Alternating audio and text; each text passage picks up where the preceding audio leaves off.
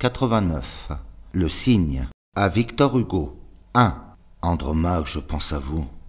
Ce petit fleuve, pauvre et triste miroir où jadis resplendit l'immense majesté de vos douleurs de veuve, ceci Moïse menteur qui par vos pleurs grandit, a fécondé soudain ma mémoire fertile, comme je traversais le nouveau carrousel.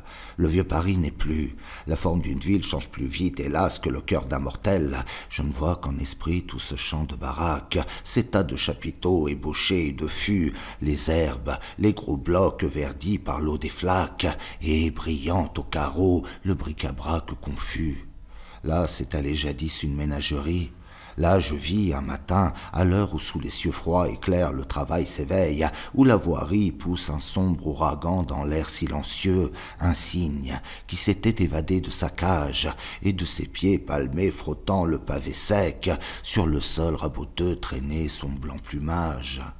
Près d'un ruisseau sans eau, la bête ouvrant le bec, baignait nerveusement ses ailes dans la poudre, et disait, le cœur plein de son beau lac natal, « Oh, quand donc pleuvras-tu, quand tonneras-tu, foudre ?» Je vois ce malheureux, mythe étrange et fatal, vers le ciel quelquefois, comme l'homme d'Ovide, vers le ciel ironique et cruellement bleu, sur son cou convulsif, tendant sa tête avide, comme s'il adressait des reproches à Dieu. 2. Paris change, mais rien dans ma mélancolie n'a bougé, palais neuf, échafaudage, blocs, vieux faubourgs, tout pour moi devient allégorie, et mes chers souvenirs sont plus lourds que des rocs.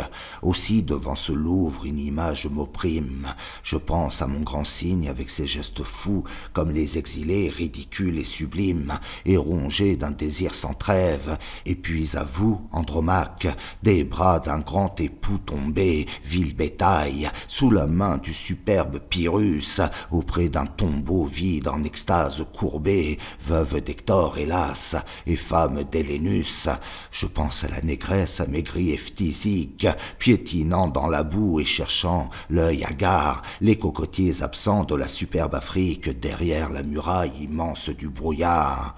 À quiconque a perdu ce qui ne se retrouve jamais, jamais, à ceux qui s'abreuvent de pleurs et têtent la douleur comme une bonne louve, aux maigres orphelins séchant comme des fleurs. Ainsi, dans la forêt où mon esprit s'exile, un vieux souvenir sonne, à plein souffle du corps. Je pense aux matelots oubliés dans une île, aux captifs, aux vaincus, à bien d'autres encore.